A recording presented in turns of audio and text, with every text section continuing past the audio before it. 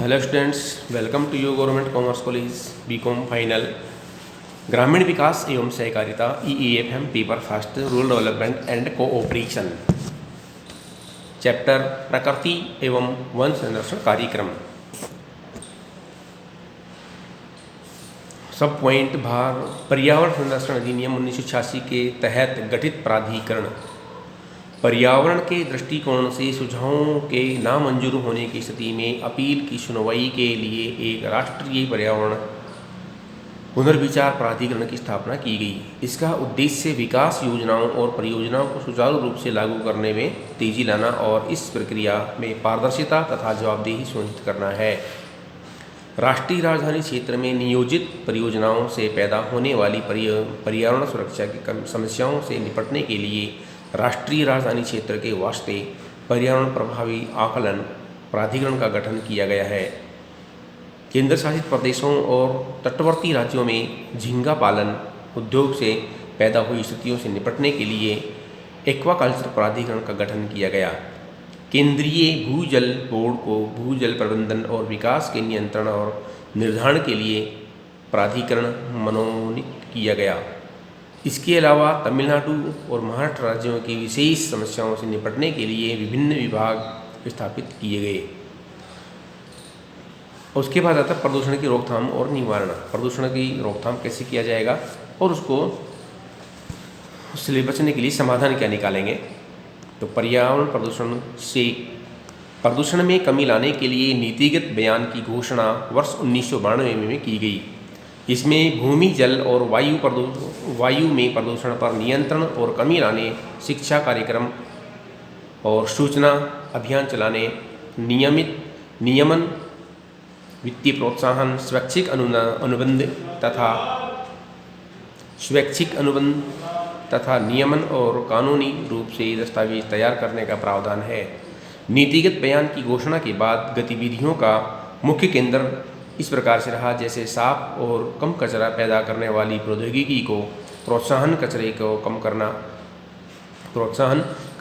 करना, फिर से इस्तेमाल, रिसाइकलिंग, जल की गुणवत्ता में सुधार लाना, पर्यावरण ऑडिट करना, प्रकृति संपदा उत्तरदायित्व निभाना, जन आधारित मानदंडों का विकास करना, संस्थागत और मानव संसाधन विकास आदि करना।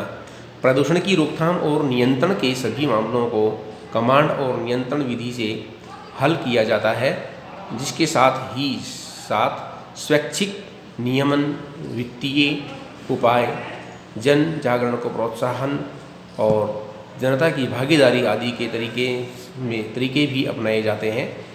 उद्योगों को पर्यावरण संबंधी विवरण तैयार करने में सहायता देने के लिए उद्योगों को 6 वर्गों के लिए पर्यावरण विवरण तैयार किए गए हैं। मंत्रालय ने पर्यावरण ऑडिट के अंग के रूप में पर्यावरण विवरणिका शीर्षक से एक मुख्य पुस्तिका प्रकाशित की है। एक नियमावली पुस्तिका के साथ साथ पर्यावरण नाम से एक सॉफ्टवेयर पैकेज तैयार किया है ताकि इन विवरणियों में प्रस्तुत सूचना का विश्लेषण किया जा सके। इस पैकेज को सभी प्रतिबंध प्रदूषण नियंत्रण केंद्रों को भेजा जाएगा। केंद्रीय और राज्य के प्रदूषण नियंत्रण बोर्डों के कर्मचारियों के लिए प्रशिक्षण कार्यक्रम चलाए जा रहे हैं, जिसमें वे सॉफ्टवेयर का उपयुक्त प्रयोग कर सकें। पर्यावरण के अनुकूल उपभोक्ता वस्तुओं की अलग पहचान के उद्देश्य से इको मार्क लेबल की व्यवस्था लागू की गई है। इस लेबल के लिए 19 उत्पादों को चुना गया है और विभिन्न उत्पादों के मानदंडों के लिए 18 विज्ञप्तियां जारी की जा चुकी हैं। भारतीय मानक ब्यूरो चिन्ह तथा निरीक्षण निदेशालय इस योजना को लागू करने वाली एजेंसियां हैं। अब तक साबुन वर्ग के एक उत्पादन को भारतीय मानक ब्यूरो ने यह लाइसेंस दिया है। लघु उद्योगों में स्वच्छ तकनीकी के अभिग्रहण और उन्हें आवश्यक तकनीकी सहयोग देने की योजना के अंतर्गत लघु विकास संगठन के कर्मचारियों और उद्यमियों के लिए प्रशिक्षण तथा जागरूकता कार्यक्रम आयोजित किए जा रहे हैं। रद्दी से मुनाफा नमक एवं पुस्तिका तैयार की गई है। इसमें कम से से कम वृद्धि के लिए मार्गदर्शन दिए गए हैं। लुगदी और कागज़, कीटनाशक आदि, वस्त्र रंगाई तथा छपाई उद्योगों में वृद्धि कम से कम करने में क्षेत्रवार पुस्तिकाएँ तैयार की गई हैं। लघु तथा मंझोले उद्योगों में कचरा कम से कम करने वाली तकनीकी अपनाकर उत्पादकता बढ़ाने तथा पर्यावरण की स्थिति सुधारने के लिए सामूहिक प्रयास को बढ़ावा देने हेतु कचरा न्यूनीकरण सर्किल स्थापित किए जा रहे हैं। देश के विभिन्न औद्योगिक क्षेत्रों में अब तक ऐसे 15 सर्किल स्थापित किए जा चुके हैं और 300 कचरा न्यूनीकरण संसाधनों को ढूंढ लिया गया है। विश्व बैंक की सहायता से स्वच्छ टेक्नोलॉजियों को प्रोत्साहन देने के लिए एक राष्ट्रीय संस्थान स्थापित किया जा रहा है, जो विशेषज्ञता प्राप्त संस्थानों का नेटवर्क है और उपलब्ध टेक्नोलॉजियों का डेटाबेस तैयार करने, उनकी तुलनात्मक कार्यप्रणाली तथा उनकी श्रेणी स्रोत जहां से ऐसी टेक्नोलॉजियां प्राप्त कर सकते हैं, अपेक्षित निवेश आदि की जानकारी प्रदान करने में सहायक होगा। देश के शहरों का वायु स्तर बेहतर बनाने के उद्देश्य से मोटर, गैसोलीन और डीजल जैसे वाहनों में प्रयुक्त होने वाले ईंधन में सुधार लाने के लिए एक महत्वपूर्ण कार्यक्रम शुरू किया जा रहा है, जो टुकड़ों में लागू किया जाएगा। 1 अप्रैल 1996 से देश में सभी पेट्रोल पंपों पर कम से कम सीमा वाला पेट्रोल प्रति लीटर 0.15 ग्राम की मात्रा वाला उपलब्ध कराया जा रहा है।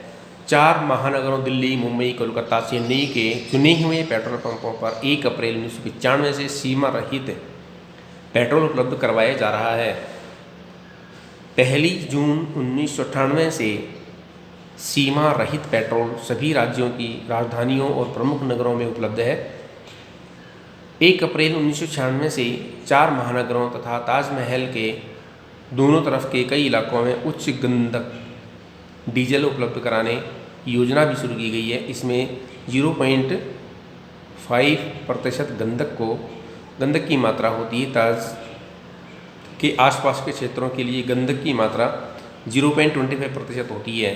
दिल्ली में सड़क पर वाहनों से होने वाले प्रदूषण को नियंत्रित करने के लिए एक वाहन प्रदूषण नियंत्रण मिशन शुरू किया गया है। 15 अगस्त 1997 से यह दिल्ली में उपलब्ध नए वाहनों के लिए 1 अप्रैल 2000 से कड़े उत्सर्जन मानदंड निर्धारित किए गए हैं। तो ये हमारे पर्यावरण प्रदूषण की जो रोकथाम के लिए सरकार क्या क्या नियंत्रण कर रही है और क्या क्या कार्य कर रही है, उसकी एक छोटी सी रूपरेखा है जिसे हमें ध्यान रखना है। धन्यवाद।